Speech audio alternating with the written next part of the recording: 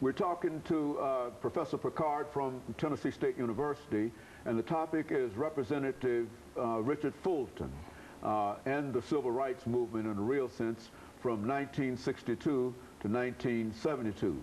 And of course, Professor Pickard, let's see if we can pick up with the congressional representation of Representative Fulton. Let's start with that.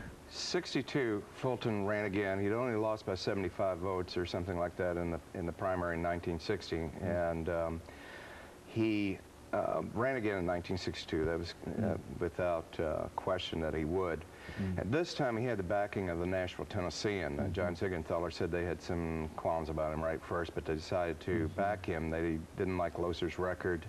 And of course, the Tennessean was very pro-civil rights from the beginning. In fact, in the 1950s, here's a Southern newspaper that hired to represent them in court two of the most prominent black attorneys in Nashville, Avon Williams and Mr. Luby. So they backed Fulton, and this time in the primary, what happened on the night of the primary, it went on so late that Fulton fell asleep in Siegenthaler's office. The next morning, Loser was ahead by 75 votes, but it looked like there was some funny business with the absentee ballots in one councilman's district. And in fact, he apparently brought out the post-mortem vote, we'll call it.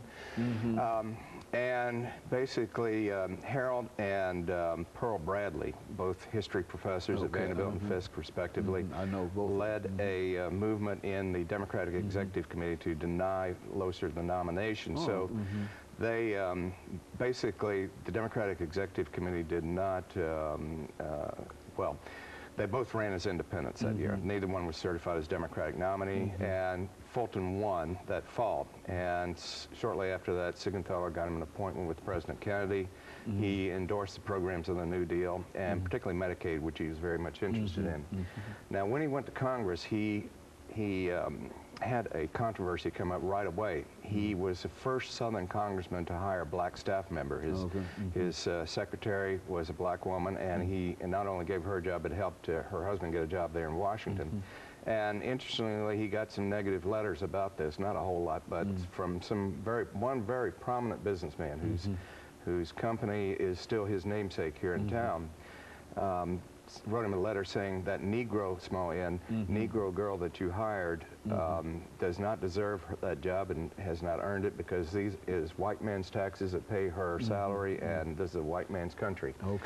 And other people had similar letters. Now, the civil rights issue kind of dominated his mail over the next year or so. That was coming up. He had lots of negative letters from several business people here. Some had some legitimate concerns. Obviously, they property rights is a concept that predates the United States. It goes back as far as, at least as the Magna Carta, as far as I know. And so they had some legitimate concerns, and then of course there are others who were writing things like, would you want your daughter marrying a Negro? Or another one, very prominent businessman said the Negro agitation is being paid for by the Jews who run this country. Fulton did vote for the bill. Now, interestingly, only 2 members of the Tennessee delegation voted for the bill that year. The other was Ross Bass of Pulaski, Tennessee, the birthplace of the Ku Klux Klan. He and Frank Clement were in a primary race for the Senate that year. And make a long story short, both were very pro-civil rights, as you may remember.